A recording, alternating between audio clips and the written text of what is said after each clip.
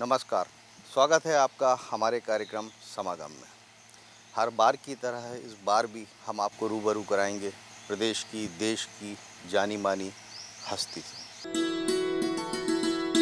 आज के हमारे कार्यक्रम के मेहमान हैं principal chief income tax commissioner Shri R K Paliwal जी, जो हाल ही में अभी रिटायर हुए हैं। आज हम उनसे बात करेंगे, उनसे विभाग की, उनके व्यक्तिगत जीवन की और आज के दौर में क्या चल रहा है, क्या कुछ हो सकता है और क्या कुछ होना चाहिए। बहुत सारी बातें करेंगे। तो शुरुआत करते हैं आज के कार्यक्रम की। नमस्कार सर, नमस्कार, आपका बहुत बहुत स्वागत है हमारे धन्यवाद। कार्यक्रम में। सर, सबसे पहले आपका एक व्यक्तिगत प्रश्न से शुरुआत करते हैं। आप बहुत छोटी जगह से, उत्तर प्रदेश में, आप मुजफ्फरनगर के ज़िले से एक छोटे से गांव से आप निकल कर आए थे। आपने का जब दौर शुरू हुआ था, कभी आपने सोचा था कि मैं इस पद पर पहुंचूंगा जो सर्वोच्च पद होता है इनकम टैक्स डिपार्टमेंट का? सही कहें तो ऐसा कुछ ख़ास ये तो नहीं था कि इनकम टैक्स में ही आएँगे, क्योंकि हमारी जो शुरुआती शिक्षा हुई 12th क्लास तक गाँव के इंटर कॉलेज में हुई। तो वहाँ ना तो उस तरह की सुविधाएँ थी और ना उस तरह के हमारे सीनियर कोई वहाँ से निकले थे। लेकिन जब हम बीएससी में डिग्री कॉलेज में मुज़फ़्फ़रनगर पढ़ने आए, तो तब हमको ये सब मालूम पड़ा कि भई यूपीएससी सीनियर क्लास 1 सर्विसेज के एग्ज़ाम लेती है और वो देश की सर्विस के टॉप रैंक तक पहुंचते हैं। तो वहाँ हमारे मन में भी आया कि उसकी तैयारी ज़रूर की जाएगी। बाकी रिज़ल्ट तो देखिए कोई कुछ नहीं कह सकता।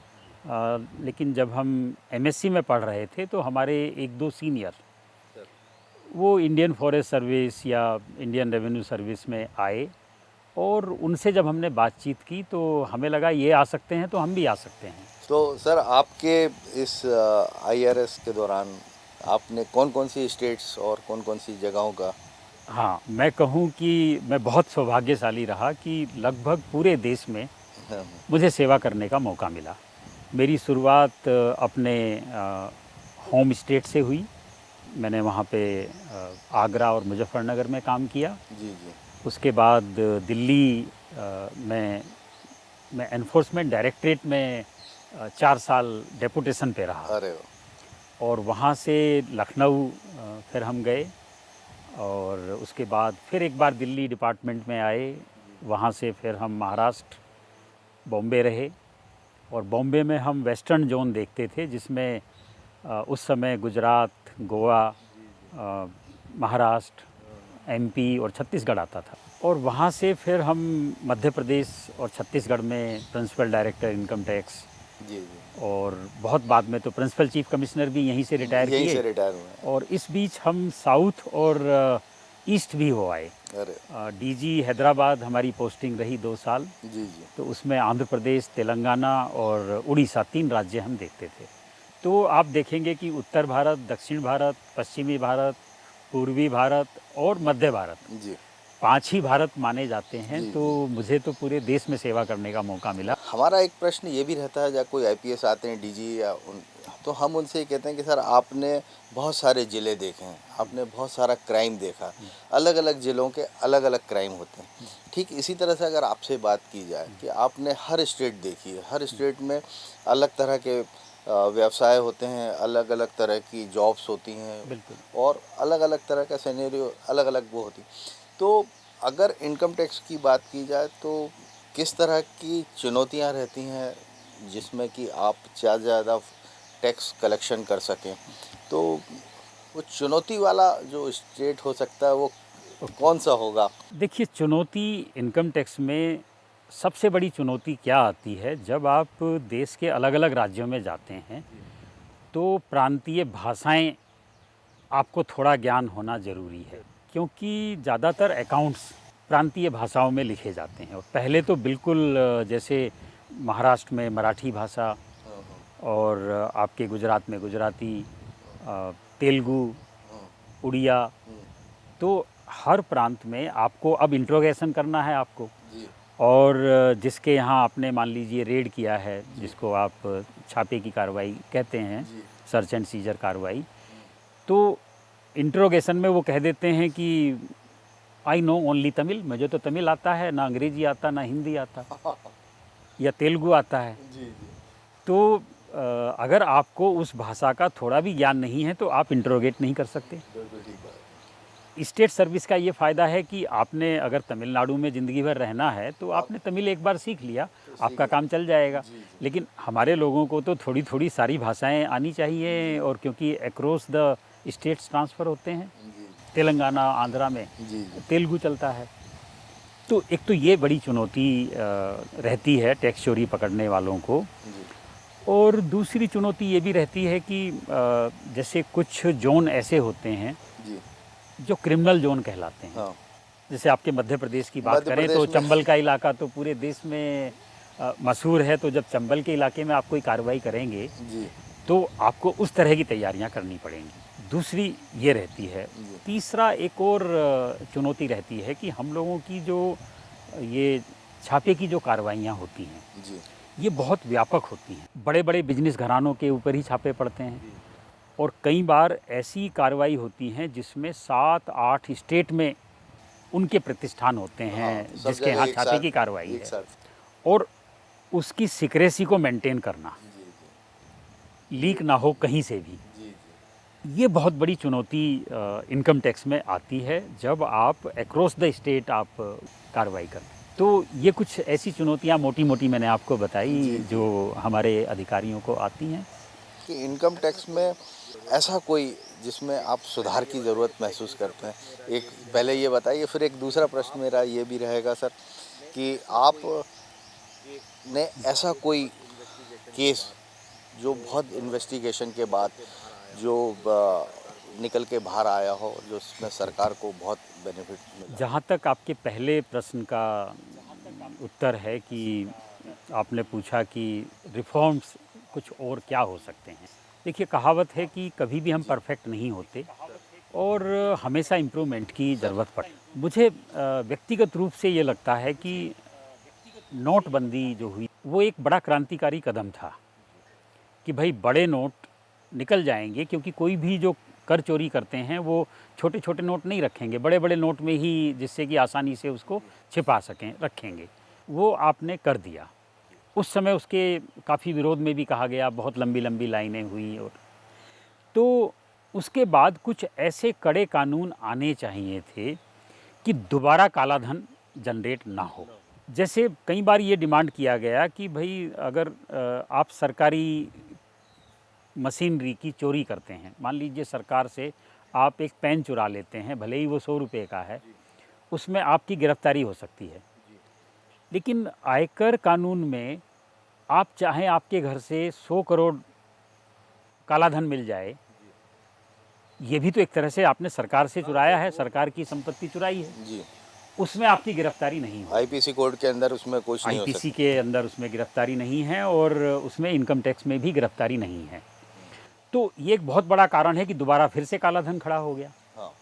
और इसका प्रमाण ये है कि नोटबंदी जब ख़त्म हो गई, जब सारे काला धन वापस आ गया, उसके बाद भी जो छापों की कार्रवाई हुई, फिर किसी के यहाँ से 10 करोड़, किसी के यहाँ से 50 करोड़ काला धन निकल रहा है, क्योंकि वो डर नहीं है उनको कि अगर अब भी निकलेगा तो उससे कहीं जेन्युइन लोगों में ये बात जाती है कि हमने तो अपने 10,000 भी थे, सफ़ेद धन था, लाइन में जाके जमा कराया और बहुत दिन तक पैसा नहीं निकल रहा था बैंकों से। लिमिट थी ना कि एक हफ्ते में 2,000 ही निकाल सकते हो कैश, जबकि ज़रूरत थी किसी को शादी करना है बच्चे की, वो भी नहीं निकाल पा रहा था। तो जब आम जनता उसको लेके परेशान हुई, तो वो जनता ये भी चाहती है कि दोबारा ये परेशानी ना हो। तो अगर ये होता कि इसके बाद अगर किसी के घर से भी काला धन, आप अमाउंट कर दीजिए, 1 करोड़ से ज़्यादा, 2 करोड़ से ज़्यादा अगर निकलेगा, उसकी गिरफ्तारी की जाएगी और उसको तुरंत उसके मामले की सुनवाई होके उसको जेल की सज़ा होगी। तो उससे एक डर होता, वो नहीं हुआ है। वो किसी भी कंडीशन में, किसी भी केस में कितना भी बड़ा गबन हो जाए, कहीं कोई गिरफ्तारी का प्रावधान ही नहीं है। तो ये तो संसद को ही कानून पारित करना पड़ेगा। और ये डिमांड बीच बीच में होती भी रही है कि जैसे आप कस्टम की चोरी करेंगे, वो भी टैक्स है जी, वहाँ गिरफ्तारी हो सकती है, तो फिर इनकम टैक्स की चोरी, टैक्स सारे बराबर। हाँ हाँ। तो ये कहीं एक विरोधाभास भी है, ये ज़रूर दूर होना चाहिए। और मुझे लगता है कि ये रिफॉर्म हो जाएगा तो भारत से करप्शन भी बहुत कम हो जाएगा, एक क्योंकि करप्शन में भी वही काली कमाई है। करप्ट ऑफिसर भी डरने लगेंगे, करप्ट राजनेता भी डरने लगेंगे, करप्ट व्यापारी भी डरने लगेंगे। यहाँ लेते हैं हम एक छोटा सा ब्रेक।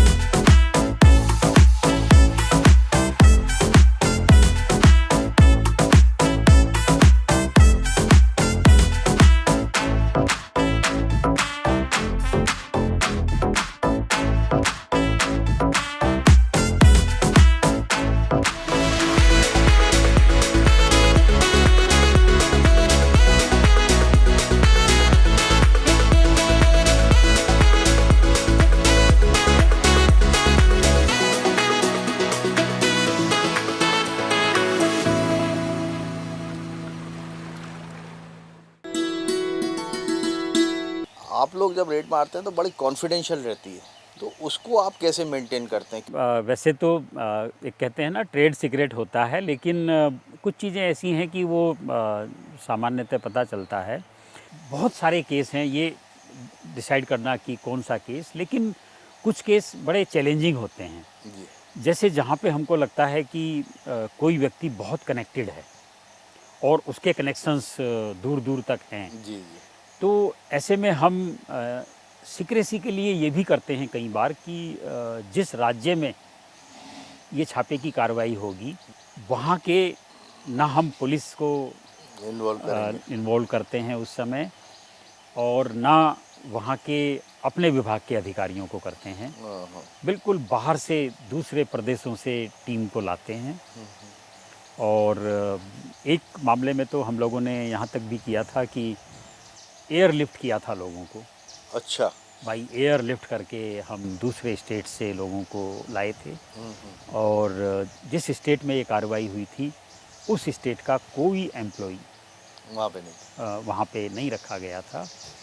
और लॉ एंड ऑर्डर की वजह से जैसे ही एक्शन शुरू हुआ तब लोकल पुलिस को कहा, रिक्विजिशन किया गया। इसके पहले सीआरपीएफ के साथ वो एक्शन किया, क्योंकि सेंट्रल पैरामिलिट्री फोर्सेस को भी आप अपने ऑफिसर्स की सिक्योरिटी के लिए रिक्विजिशन कर सकते हैं। तो ऐसे भी स्टेप्स लेने पड़ते हैं कई बार। और फिर तरह तरह से कोशिश ये की जाती है कि जो उस क्षेत्र के लोग हैं उनको किसी भी तरह से उसमें शामिल ना किया जाए। ये एक सबसे बड़ा रेसिपी रहता है, और ऐसी कार्रवाइयाँ जनरली बहुत गुप्त तरीके से की जाती हैं। अभी अगर रिकॉर्ड देखा जाए, ईडी बड़े, आप ईडी में भी रहे हैं आप। ईडी आजकल शायद लोग नहीं जानते होंगे, लेकिन अब सब लोग जानने लगे हैं ईडी को। इसका एक कन्विक्शन रेट करीब 3 से 4% रहता है। ये आंकड़े हैं, मैं अपने हिसाब से नहीं बोल रहा हूँ, आंकड़ा बता रहा हूँ।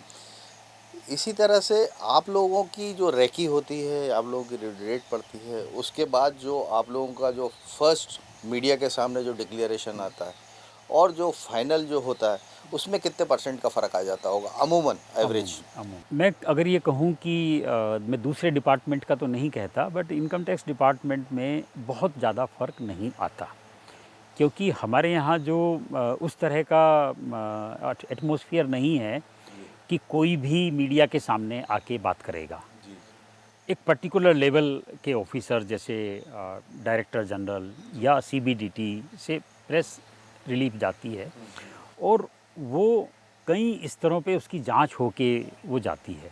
तो हमारे यहाँ भी यही है कि हाईएस्ट लेवल से ही वो इन्फॉर्मेशन जाती जी, है, तो उसमें कोई बढ़ा चढ़ा के नहीं बता पाता। लेकिन फिर भी देखिए क्या होता है, कई बार कोर्ट में जब केस चलते हैं जी, जी। तो कई बार रिलीफ भी मिल जाती है, कई बार प्रॉपर इन्वेस्टिगेशन ना हो पाए, तो थोड़ा बहुत डिफरेंस भी आ सकता है। मैं ये नहीं कहता कि वो 100% होगा, लेकिन अगर मैं कहूँ कि 80% तो वो सही रहता ही है। जी, काफ़ी बड़ा फिगर है सर, यस, 80% तो। Yes, yes. आपने रिटायरमेंट के बाद जी, आपने एक पुस्तक लिखी गांधी जी के विचारों पे, विवेकानंद जी के विचारों पे, अंबेडकर जी की। तो उस पुस्तक के बारे में तो अपने इस छोटे से समय में बहुत सारी बातें हम नहीं कर सकते, लेकिन जो गांधी जी की अगर आप जिनसे जी। प्रभावित थे, जिसके बारे में आपने ख़ास तौर पे कोई लिखा हो, उसके बारे में जी। थोड़ा-सा बताएँ सर? देखिए, गांधी जी के ऊपर मैंने काफ़ी लिखा है। करीब 5 साल पहले एक किताब लिखी थी, गांधी जीवन और विचार। ये किताब महात्मा गांधी के वर्धा आश्रम की, जो सबसे बड़ी वेबसाइट है महात्मा गांधी की, mkgandhi.org, ये वर्ल्ड की लार्जेस्ट साइट है। महात्मा गांधी के ऊपर आपको ताज्जुब होगा, कई लाख वेबसाइट हैं, लेकिन सबसे बड़ी वेबसाइट ये है जो वर्धा आश्रम की है।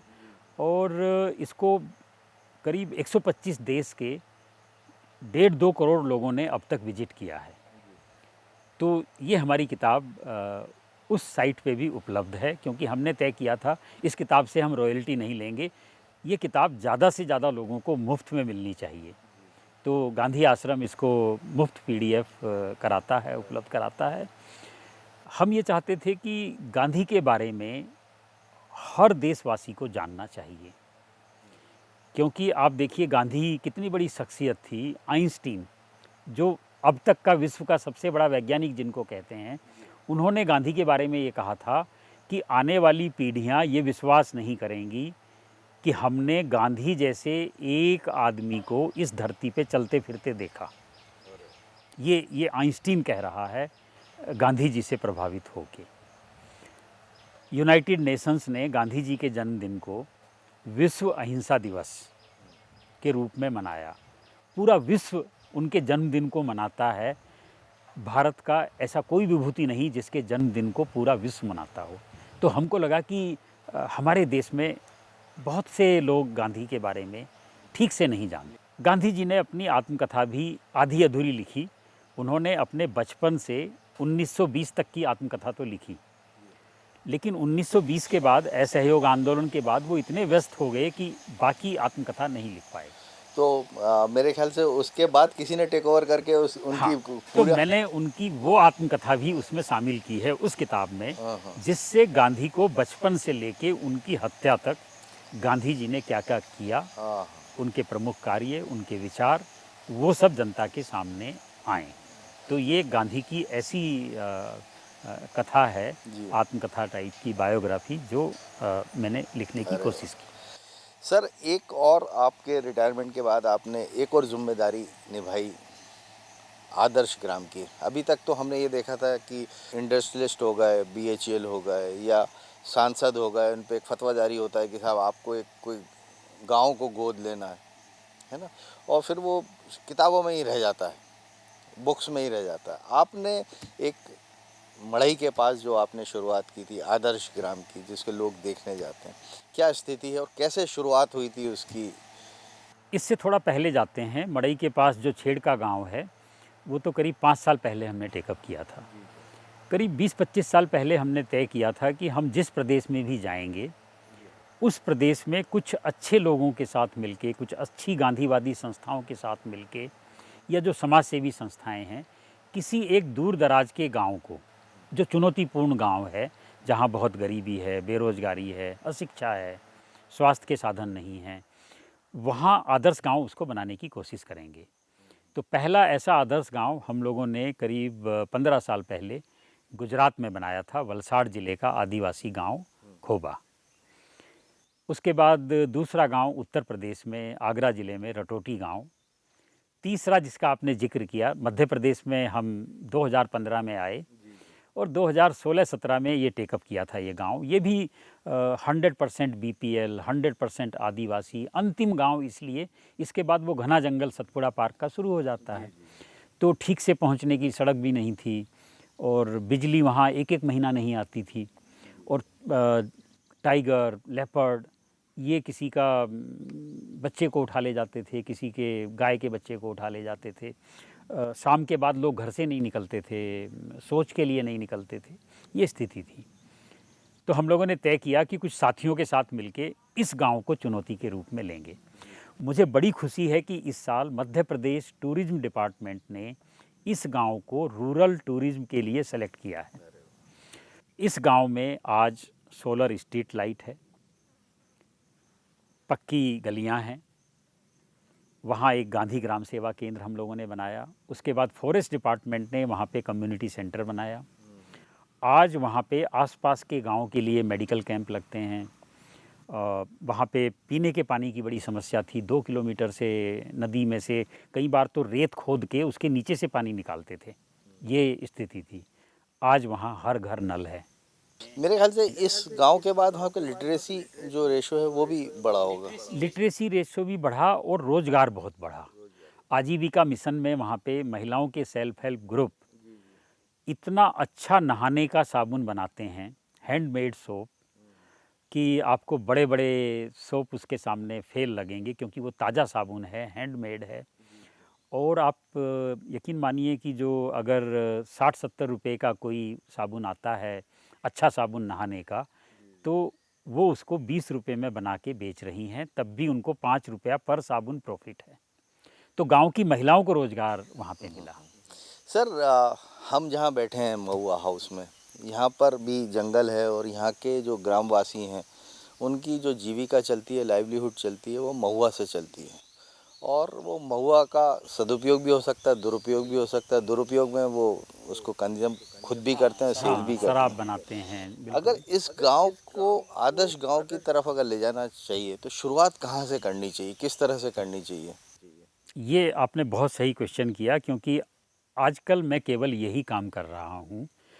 देश भर से हमारे पास लोगों के फ़ोन, मैसेज, ईमेल्स आते हैं, अनुरोध भी आते हैं कि हम उनके यहाँ 10 दिन रह के कोई गांव शुरू कराएं। तो हम कहते थे कि ये तो संभव नहीं है। तो हमने एक पावर पॉइंट प्रेजेंटेशन बनाया है, जिसमें वो सारे स्टेप्स, थ्योरेटिकल नहीं प्रैक्टिकल स्टेप्स, कि हमने अब तक 5 राज्यों में 5 आदर्श गांव बनाए हैं। तो सबसे पहले शुरुआत तो ये होगी कि गांव के कुछ जागरूक युवाओं को जोड़िए, उसमें कुछ महिलाएं हों, कुछ युवक हों और 1-2 थोड़े बुजुर्ग भी हों, क्योंकि ये समूह गांव में अभी भी बुजुर्गों की बात मानते हैं। तो इनको आप थोड़ा सा ट्रेनिंग दीजिए कि अपने गांव को आप कैसे गांव में एकता स्थापित कर सकते हैं। अगर किसी गांव में अभी इलेक्शन हुए हैं, यहाँ पे निर्विरोध सरपंच चुना जाए तो सरकार कुछ एडिशनल फंड उस गांव के लिए देती है। सबसे पहली शुरुआत तो निर्विरोध सरपंच अगर हो, सर्वसम्मति का, तो गांव बहुत जल्दी आदर्श बनेगा। अगर पढ़ा लिखा सरपंच है तो बहुत जल्दी आदर्श बनेगा।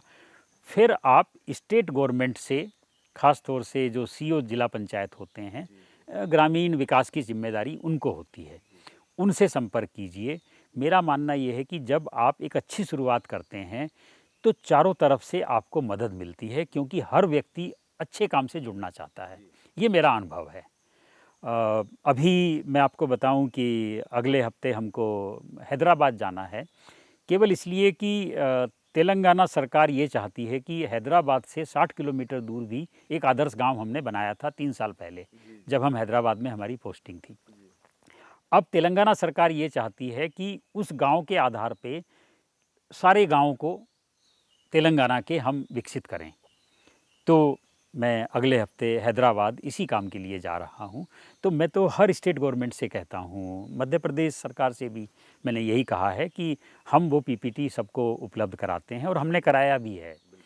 और किसी को भी हम आपको भी उपलब्ध करा देंगे। तो आप भी ये संकल्प अगर ले लेंगे कि इस गांव को, जहां हम बैठे हैं, 3 साल में आदर्श गांव बहुत आसानी से बन सकता है और हम इसमें आपके अरे साथ हैं, हम आपको बिल्कुल सर, मदद आपका करेंगे। साथ रहेगा तो ज़रूर से हमारा गांव भी आदर्श गांव की श्रेणी में आ बिल्कुल, जाएगा। बिल्कुल बन तो बहुत बहुत धन्यवाद सर, आपने आपने अपना बहुमूल्य समय दिया, बहुत सारी ऐसी बातें बताई जो शायद बहुत सारे दर्शक नहीं जानते होंगे।